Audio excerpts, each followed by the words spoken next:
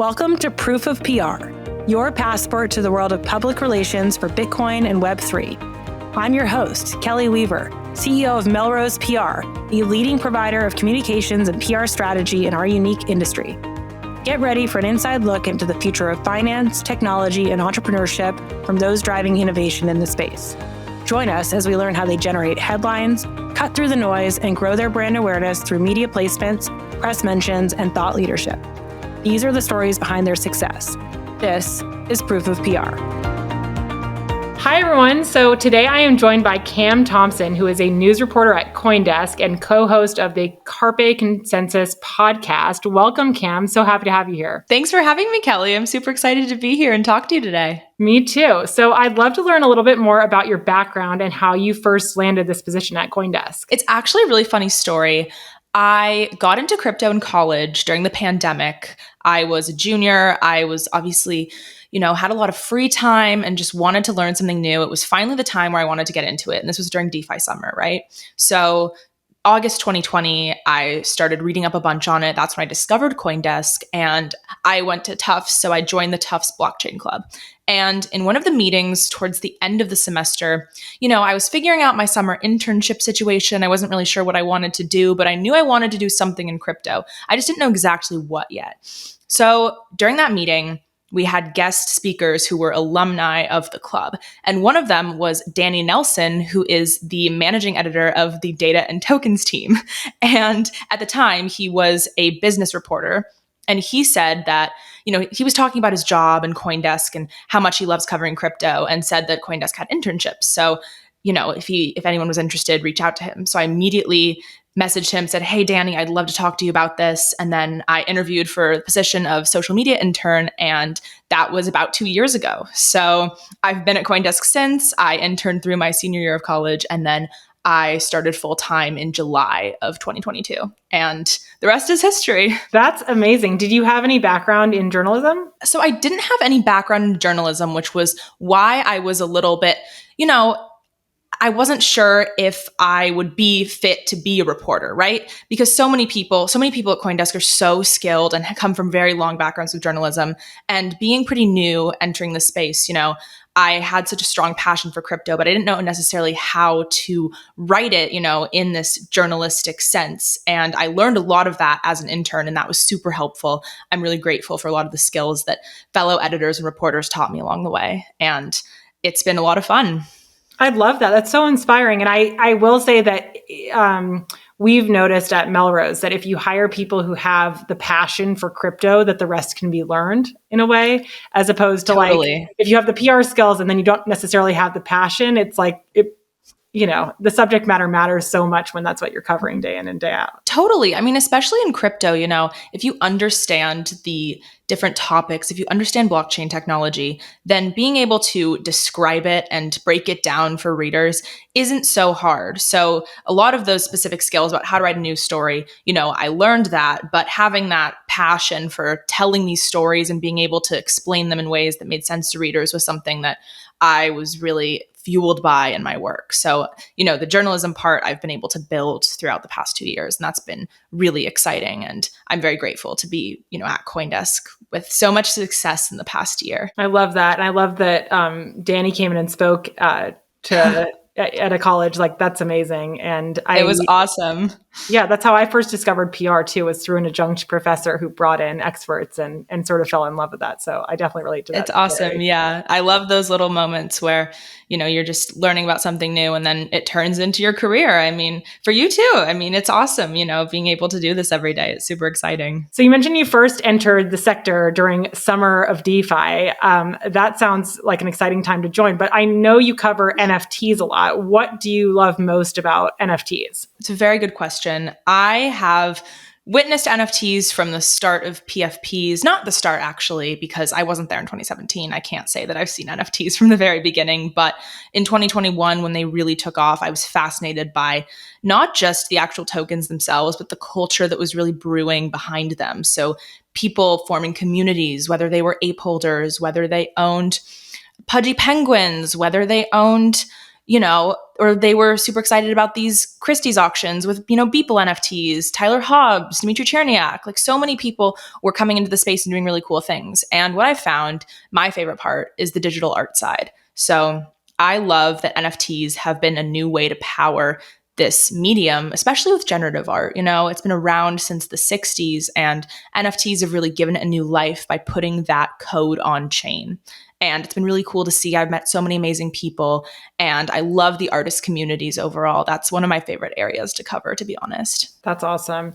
Who in the NFT space are you most excited about right now? It's a good question. I mean, you could boil it down to an artist. You could boil it down to a company. There are a ton of really cool projects. Something interesting I have seen recently. So I was at the Avalanche Summit in Barcelona a few weeks ago, and they released a new initiative to create this fund for artists and onboard a bunch who are creating new work and making NFTs on Avalanche. And it's really cool to see this artist community brewing within that ecosystem. And in terms of other companies that are doing really cool things in the NFT space, I mean, Rafiq Anadol, I have always been a big fan of his work. I got to see his piece unsupervised in the MoMA earlier this year. It was really exciting. And a few weeks ago, also in Barcelona, he projected one of his pieces on one of the Gaudi buildings in Barcelona. And it was amazing to watch that just unfold. It was a 10-minute show. There were thousands of people who gathered to see it. And I grant you that at least a few thousand of them didn't even know what an NFT was. So it's super promising that people are excited about the art. And I think that's the main mechanism for onboarding, right? Like, people don't necessarily need to be scared by the word NFT or blockchain. They can just come into the space and appreciate the art for what it is. So that's why I'm so into art, like I said. That's a great example of sort of the digital meets physical, projecting it on a building. What are other cool ways that you've seen NFTs kind of in the physical world? Yeah, well, another great example is through clothing items. On Sunday, I was at Bobby Hundred's book signing for his new book, NFTs Are a Scam, NFTs Are the Future. And Jeff Carvalho, who is the co-founder of High Snobiety, and he's also been a big presence in the NFT space in the past couple of years, he was talking to me, showing me his jacket and how his denim jacket had an NFC chip in it so that could be connected to the blockchain. And one of the big use cases for that in fashion is that, if you're doing resale or you're trying to track provenance, let's say I buy a Chanel bag, and I'm not going to do, but if I had the money to buy a nice, I don't know. And anyways, I save, if I was going to buy a designer bag and after a few years, I didn't like it and I wanted to resell it. And let's say I took it to the RealReal, a popular designer resale site or store. They would have to do a lot of verification to know that was an actually Chanel bag. So they do a lot of research, a lot of testing of the material. All of that could be eliminated if there was an NFC chip in it, because you have that provenance. You know exactly where it came from. You know that it's a legitimate Chanel bag. So that's one of the use cases I'm excited about. But yeah, fashion is another great example of how NFTs can be displayed in physical places when you don't necessarily know it's an NFT. I love Bobby Hundred so much. He's one of my favorite entrepreneurs, and he actually wrote a story about Melrose PR over a decade ago. No way. That's amazing. Yeah. I didn't know he was entering the NFT space. So that is very exciting. And I can't wait to read more about that. Totally. I'm really excited to read his book. It was an awesome group of people and really fun to just talk through some of those concepts and can kind of break down how the past 2 years have been and where we're going. I mean, I think that it's also new, that it's a really exciting time to just be able to talk about it and see what's really going to happen. What role do you think that reporters play in shaping public perception and understanding of NFTs and crypto in general? Yeah, it's a great question. I mean, as reporters, you are objective, or that's the goal. You want to tell the full story. You want to be excited about it, but you also want to be critical at the same time. You really have to understand whether or not a project is going to onboard a lot of people, or like it says it does, or it's going to have some greater impact. So as reporters, being able to explain the technology, explain its impact is a huge part of what we do. We might write a story where it might have some type of impact on the price of a collection, whether it's good or bad. And, in those cases, really trying to just understand the impact of the asset itself, That's a big part of what we do, and really trying to make it simple for people to grasp and take away from that. And I think something that's really interesting I've seen in this space in the past 6 months is that people are stepping away from the words metaverse or NFT, even saying digital collectible or virtual experience, and being very careful, not careful per se, but intentional with the language that's being used, I think is important in helping people understand what these technologies are, because at the end of the day, they're really cool. A lot of them are really cool, and I want to help people know exactly what they are and what their impact is going to be. Having been in the space for a few years now, since 2016, I was honestly shocked when we used to talk about non-fungible technology, like the word fungible to begin with. Like, I can't believe NFTs were kind of this catalyst for bringing in mass adoption. It still blows my mind that, Absolutely. I remember when crypto kitties happened, I thought, oh, that's fun and playful. But then to see it kind of take it on a life of its own has been something I definitely did not expect. Totally. I mean, if you think about all of the celebrities, all of the people that have, bought into these communities, understanding what a non-fungible token is not necessarily an easy thing. It took me a long time, even though I was witnessing it all unfold, trying to understand what the value was, how exactly these assets worked, how it was connected to crypto. And I think that narrative is starting to go a little bit separate. NFTs are very cultural. They've onboarded a lot of people. They're super exciting. But at the end of the day, they do have their deep roots in crypto. But people have been able to abstract that and understand it in new types of ways, which I think is cool in itself, but also can be a little bit damaging when there is so much technology behind it that has been super early from a lot of, Ethereum developers, even with ordinals. I mean, we're seeing some amazing things going on right now with Bitcoin NFTs, which is something I certainly didn't expect, but I'm really excited about that. Same. Love that. Tell me a little bit more about your podcast. Yeah, so I am a co-host of Carpe Consensus. It's a weekly show where we talk about crypto news. I have a segment called Cam's Corner where I talk specifically about Web3 news, whether that be NFTs, the metaverse, DAOs. It's a lot of fun. We try to really engage with the audience. So we're always posting on Twitter, asking people to submit questions or if they have topics they want to hear. And it's a great way to sort of break down the news, but also give our opinions. It is an opinion-based podcast, and we want to really, take projects and talk about whether we think it's good, whether we think it's bad. A lot of conversations are on it, which are really fun to have. Danny and I have a lot of great banter on there, which is fun to be able to do a podcast with him. So and Ben Schiller, who is our managing editor of Consensus Magazine, he's also on that too. So the three of us have a really fun dynamic, and recording that every week is a lot of fun. I just recorded that actually an hour ago. So that episode will be out on Thursday. I'm excited to see how it turns out. Me too. I love that this relationship with Danny started with him just coming in and chatting at Tufts, and look where we are now. Exactly. I would have never imagined 2 years later we'd be podcasting together. It's a lot of fun. Love that. So there's this delicate relationship between PR people and reporters.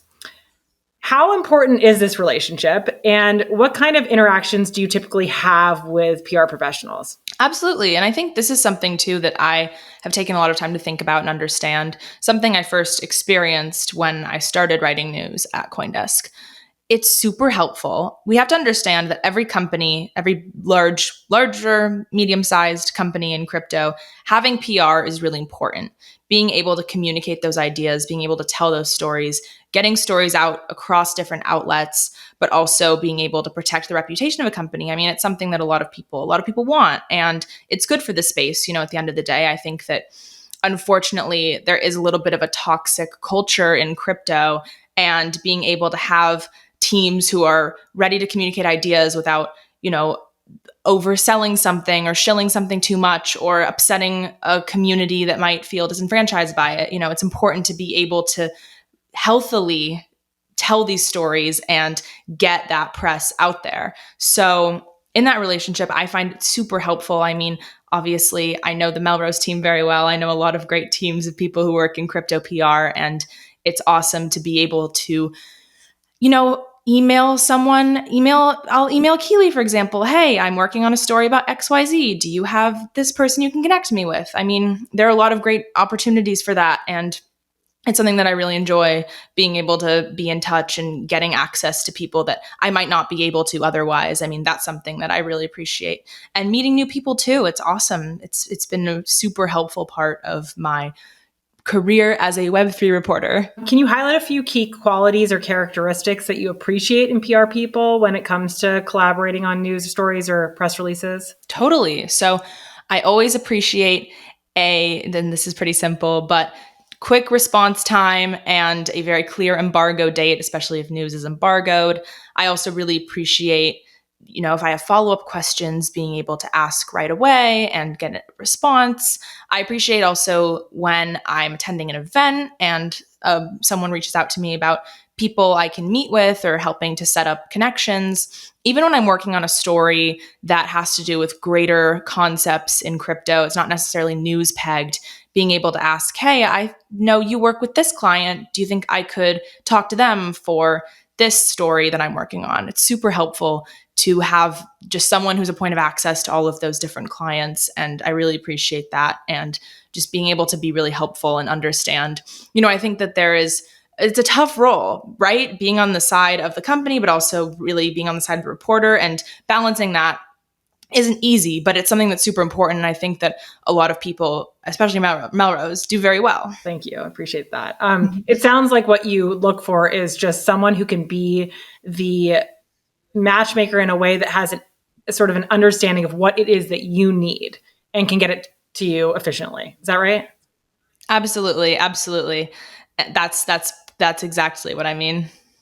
So on the flip side, what are some red flags or frustrating experiences that you might have had with PR people? I would say incessant follow-ups. Sometimes if I don't see a message for a couple hours because I'm working on something else, or it's the middle of the night. I mean, there are a lot of teams I work with who are global, and I understand the time change isn't necessarily something that's super well known, but it can be hard if I'm missing messages. Or also on the flip side of that, lack of response. That's something that can be a little bit difficult at times. I would say also there is a role of PR people to be on the side of the client, obviously, but being a little bit too intervened in that process, or I guess intervening in that process a lot, can be difficult at times. But I understand completely that's something, if a client is saying something that might not need to be said at the moment, it's important to, that's the job of people who work in PR.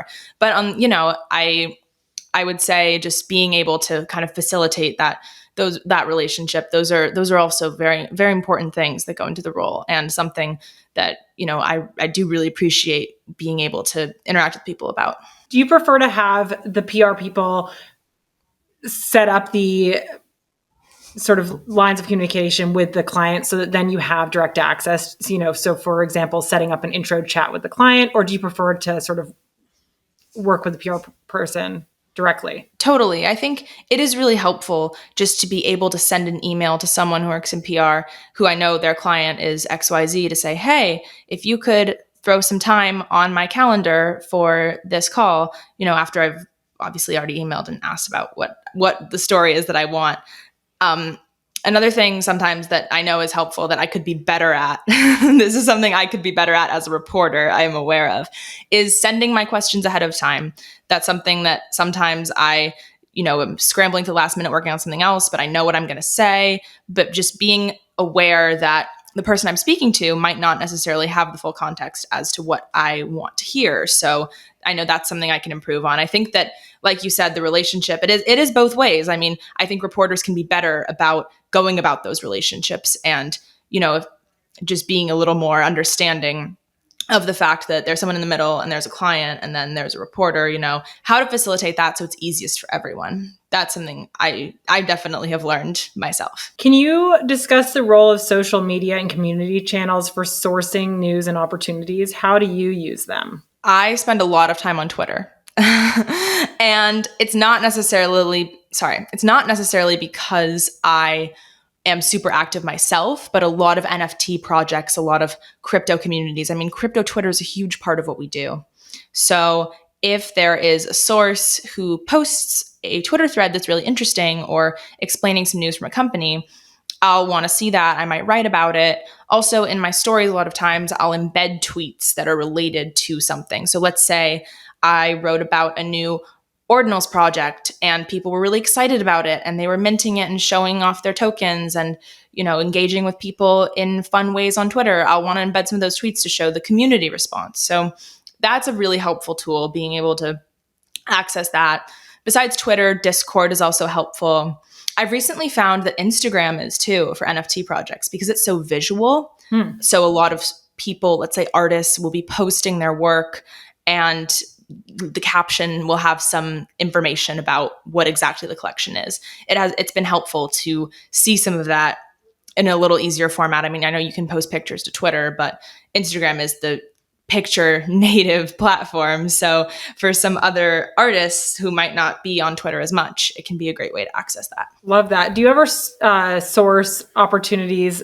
For example, you're looking for some expert. Do you say, hey, I'm looking for this on Twitter? I mean, I know we as PR people look for that a lot, and we're also on Twitter all day long, partly for that. We try to sniff out, okay, who's looking for what? What's the news cycle looking like this week, and how can we insert our clients into the conversation? So we're looking for opportunities, but I imagine maybe that's a good tool for you as well. Sometimes if I'm working on a story and I don't necessarily know where to begin. For example, I was working on a story. It never ended up getting published because I was having a hard time getting sources or just trying to understand how I was going to write about it. But it was about dating in the metaverse. I saw this piece about dating in the metaverse and was inspired to do another version of my own. And I sent out a Twitter call out, hey, is anyone doing things dating in the metaverse related? And I talked to a couple of great sources. Unfortunately, it just wasn't enough to facilitate a story, but something I certainly want to work on in the future. So Kelley, if you know anyone who's putting it out there dating in the metaverse, let me know. We'll put it out there in the universe. What are some common mistakes that you see companies make when they're pitching stories, whether it's from their PR teams or from the companies directly? A news peg is really important for a lot of the stories that I write. I mean, I did say that there's some that are a little bit more long form and they're broader topics, but being super clear about the news peg, also having the numbers listed, that's really important. Having some actual factual detail, this quantifiable, that will help a lot of times. When I said earlier about explaining the impact of a story, let's say I'm doing a funding round and the company doesn't disclose the number in the funding round, I'm likely not going to cover that, but I'm not saying that everyone has to. I mean, I know that there are some sensitivities sometimes around disclosing that. So it's something for my job, at least, that makes it a little bit easier, just having that pretty clear. And other examples like that, just being super, intentional about word choice and explaining things very clearly and factually. Those are certainly good things that companies do. But, if they're on the flip side, they can be harmful at times, if something ends up getting published that isn't necessarily correct. What advice would you give to early stage crypto companies or NFT projects about how they can build a relationship and credibility with reporters? I would say just respond to our messages. Hop on the phone with us. If you don't have a story, you can still reach out and say hello. I think it's super important. I've met a lot of early stage companies that don't even have PR teams yet, but they're super excited to talk and they want to learn more. And maybe there's a story or there's not a story. I would hope that in that process, people wouldn't get offended if I chose not to cover something, but just having that knowledge and, being on their radar is super helpful. So when something big does come around, you'll be able to write about it and you're already familiar, and it makes the process much easier. So I would say respond to reporters' messages, reach out to reporters, and be excited about the relationship. It's not scary. We're not always trying to dig up dirt. So be excited about it. You mentioned the phone. I'm really curious about this. Do you use the phone? I use the phone sometimes. I have very specific use cases for the phone. If I'm looking at an SEC filing and there's a number on the bottom, I'll call that number. Or if someone is explicitly more reachable by phone number, I'll call them through that. But in the old days, I guess it was way more common to just use the phone and call someone and do an interview on the spot. But it does make it very interesting now with Twitter DMs. There have been times where I've only been able to get a source through Twitter DMs, but it's been really helpful because they've been able to provide me written commentary. Or, email is a huge one, obviously. That's a great way to just set up those phone calls. We have Zoom. We're, using these platforms with video call, which is great. There are a lot of different ways that, people can communicate. So the phone isn't always it's not really my go-to, but it is obviously a helpful tool. It's just there. It's always there. You can always call someone up. What's your opinion when someone asks to chat off the record? So I am not anti off the record. I'll just say that first, flat out. First of all, I completely understand if there is sensitive information that a company doesn't necessarily want to be put out yet. Let's say they're releasing something in a month, but it's not something they want to share yet, or they, have some thing going on right now that they can't talk about, but I wanted information on it. It can be helpful to have that context and understand, even though you're not able to report on it, so that when it is on the record, you're ready to. So, and also just understanding a little bit more background behind certain things. Let's say there might be some sensitive investigation going on, or there's some sensitive announcement in the works, and being able to just know ahead of time what's going on without being able to report on it, obviously, can be helpful. So, like I said, I'm not anti off the record. And I'm also respectful of when someone says off the record, that's off the record. That doesn't go anywhere. You don't tweet about it. You don't write something about it and publish it, being really explicit about what that means. Same with on background and quote check, different ways to kind of understand, what is going to be published or how it's going to be attributed. Those are strategies in journalism. Can you explain those?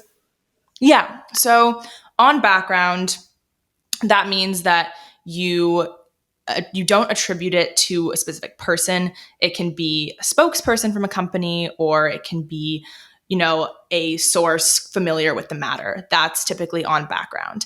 And then quote check, let's say I do an interview, and before the interview gets published, or a quote from the interview, that source wants to see it. That's another way that they can make sure that their intent, or however they said what they said, comes across in the way that does on paper. Like it's definitely interesting. Sometimes someone can say something and then it completely looks different on a page. So that's something sometimes that sources opt for, which, if they want that, then we're happy to do that. What qualities and skills do you think are essential for someone working in journalism? And it seems like you've learned a lot in 2 years, coming in with no journalistic background and, explaining all of these terms so eloquently. Thank you. I've learned a ton for sure. I would say just being really diligent about details and understanding, when someone says XYZ, what they mean, being super on top of embargo dates when something gets published, whether or not something's an exclusive or not, whether or not someone says something is on the record or off the record, and how they specify what they, how they want to be portrayed in the story. Those are certain things that I've definitely learned and have learned to be really, really intentional about just making notes of. So every time I write a story, I'm always, noting the embargo date at the top, so it's super clear, so I won't forget by accident in the process of writing it. Or, if I do an interview and someone would like something on background, or someone wants a quote check, also making that super noted too. And just being super, super intentional about how I'm going about the writing process. Since you brought up embargo dates, and you also brought up the fact that, and this is a great tip, that you cite Twitter posts in your stories. Mm-hmm. Have you ever run into issues where sometimes the client gets a little giddy and excited and then breaks the news on Twitter accidentally ahead of their own embargo? That has happened, yes. Which I completely understand. If you're announcing something big, you're probably really excited about it. You're probably getting a lot of tweets, especially if you've teased it ahead of time. People are speculating, people are excited. There are certain cases you can't anticipate, right? Someone might leak something, and then you have to come out ahead of the embargo time. So situations like that can occur. You seem to be very empathetic of these companies, honestly. Like you have a tendency to put yourself in their shoes throughout this conversation, I've noticed. Yeah, I mean, it isn't, I'm not going to lie, it's a little frustrating when that happens though. Like, let's say we get an exclusive for a story and it's 9 a.m. on, what's today? May 23rd. May 23rd. It's 9 a.m. Eastern, May 23rd. At 8 a.m., you wake up to a tweet saying XYZ is happening.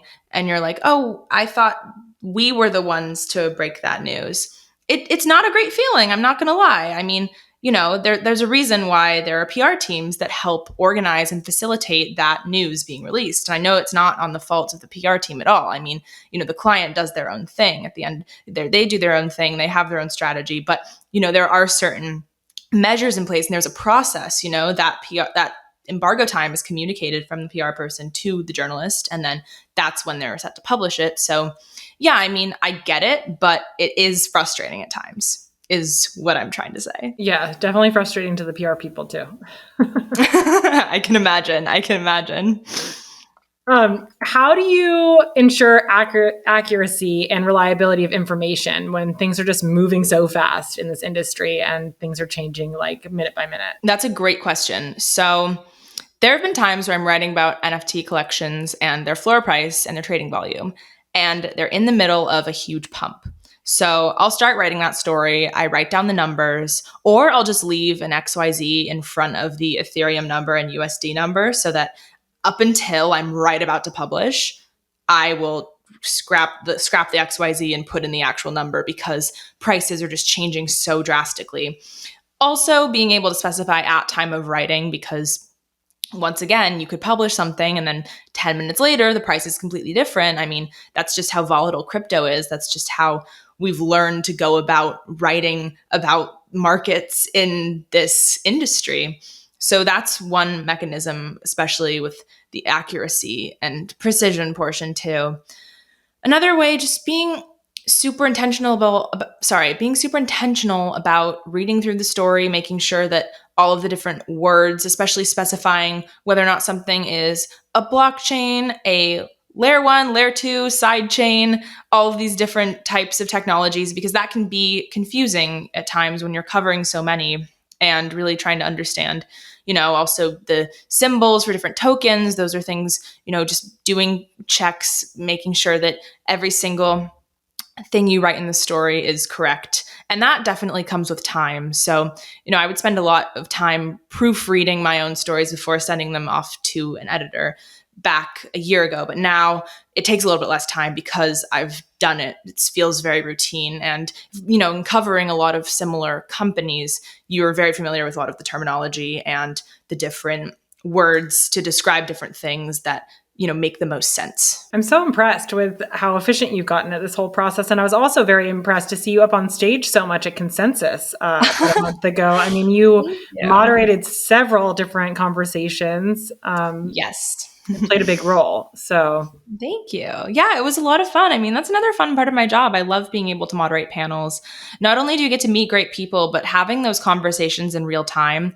So much of what I do is an interview on screen in a closed room on Zoom. But being able to almost take that out with people from totally different companies, being able to have this dynamic conversation on stage about what's going on in the NFT world, the metaverse world, Web2 brands moving into Web3. I mean, it's super exciting and it's fun to be able to have that play out on stage in an in-person format.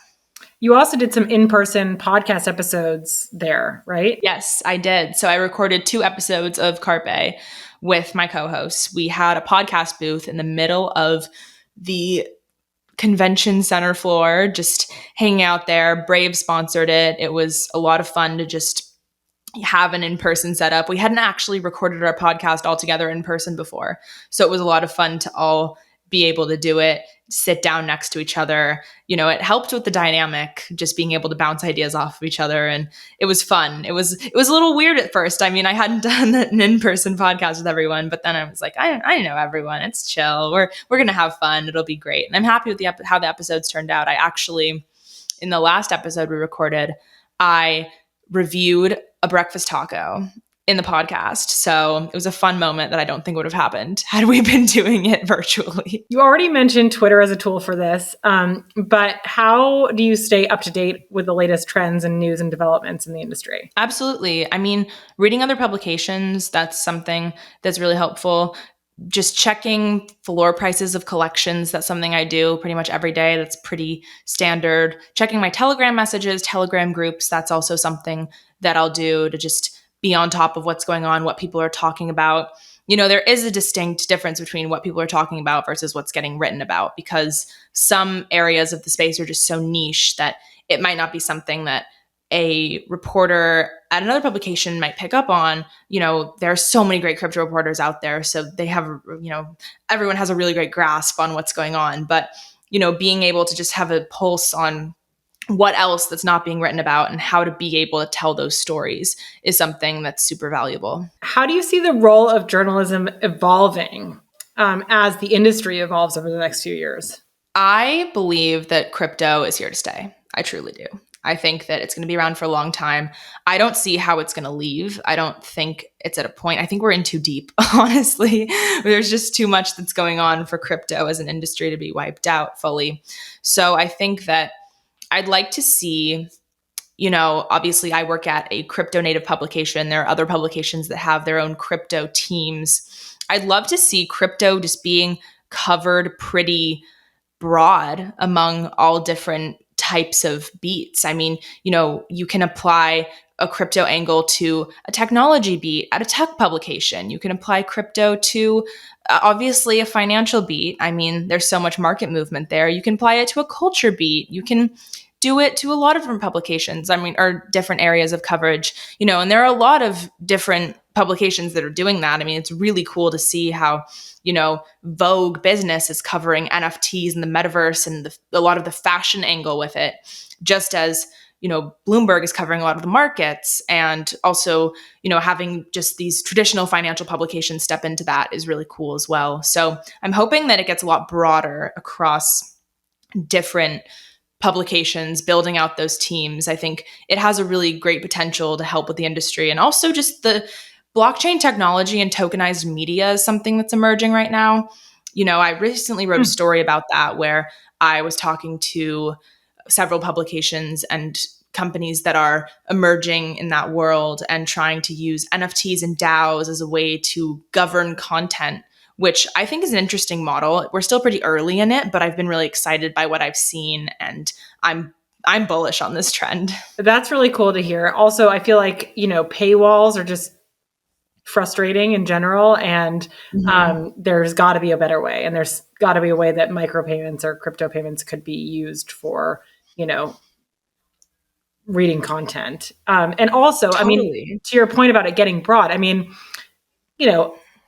3 years ago, I don't know the timestamp, but at least, in 2016, 17, 18, there was no Vogue coverage of crypto. Like that has happened more recently, really in the past 2 years, I would say, where we've really seen an explosion of crypto coverage more broadly across mainstream media, whether it's, definitely across business, tech, and finance publications, but like to your point, more, fashion. That's cool. It's really cool. It's super exciting to see.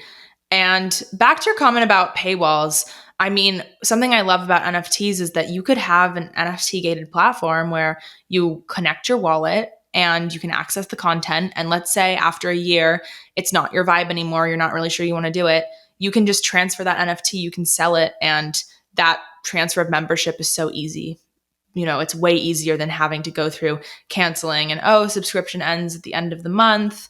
You have several more opportunities to get it at a lower rate or keep your membership for XYZ amount of time. But yeah, NFTs do make it easier. So I'm really excited to see actual use of Web3 technology in how we distribute content. What browser do you use? What browser do I use right now? Yeah. I use Chrome, but I have been wanting to pivot to an Opera or a Brave, a decentralized browser, just being a little bit more ingrained in the actual technology itself. I also use Chrome. So yes, but hearing you talk about these, integrated paywalls and things, solutions made me think perhaps she's ahead of me. Totally. No, I should practice what I preach, but it's I guess I'm still living in a Web2 world. Oops. Do you have any thoughts on AI and how it could impact how news is shared? And do you use AI? Yeah. So personally, I have not used AI for my role specifically. I actually use AI as my trainer. So I really don't like going to the gym, but I'll ask ChatGPT to give me workouts. So I use ChatGPT as my trainer. But I do, yeah, it's a little weird, but I do see the potential for AI to definitely be a helpful tool as well as a harmful tool. Absolutely. I mean, there are a lot of questions about how AI will play a role for journalists in general. So, in writing stories, it's so important to have that voice. Each individual writer has their own voice. But at the same time, if you're trying to get a story out quickly, if it's a news story or a factual based story, then AI could be a helpful tool with that.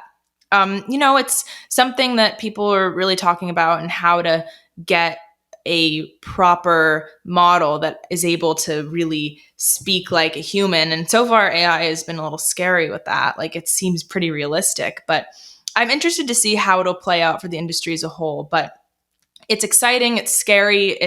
There are a lot of feelings about it. So I don't know what's going to happen, but I'm very interested in following along with AI developments. Are there any policies in place at CoinDesk yet about how you can and can't use AI? So we have a CoinDesk AI bot that has a byline and has been helpful in writing a couple of pieces. It's all on the site. We've outlined all of our AI practices and what that looks like. So you can go check that out just to see how we've disclosed our use of AI. But that's pretty much the extent of it for now. That's super cool. Do you have any closing thoughts or tips you'd like to share? I would just say, for those of you who are in PR, who don't work in crypto yet, or are in crypto and don't necessarily know the ins and outs of what it goes into reporting, just, read more stories, do your own research, be excited about it. I mean, I think it's something that all of us at the same time are trying to understand. It's such a new industry. Things change so fast. Reporters try to do their best in telling these stories. And, sometimes it's hard to be able to break down this technology in a super easy to understand way. Also, crypto Twitter can be a little toxic at times. So if you're on it, make sure you get breaks and you go touch grass, like I always say.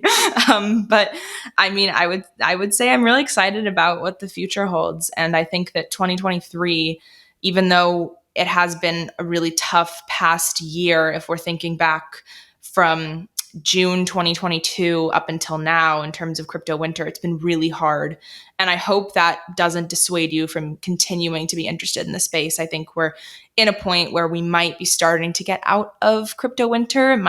We might see some snow melting, some flowers blooming. Things might be on the way, and I'm excited about what's coming. So I'm going to stick around for sure. Well, Kelley, you're just going to stick around. I am here for your positivity, and I feel the exact same. I love the enthusiasm. You are a very empathetic and positive person, Cam. I gleaned that from this conversation. It's been such a delight to hear all these tips, and there's so many gems in here. So thank you for coming and dropping some knowledge. Of course. Thank you for having me. I'm excited, being positive. Just want to send that message out to the listeners. It's going to be an interesting next few months, and we should all be here to see what happens. Thanks for tuning in to Proof of PR.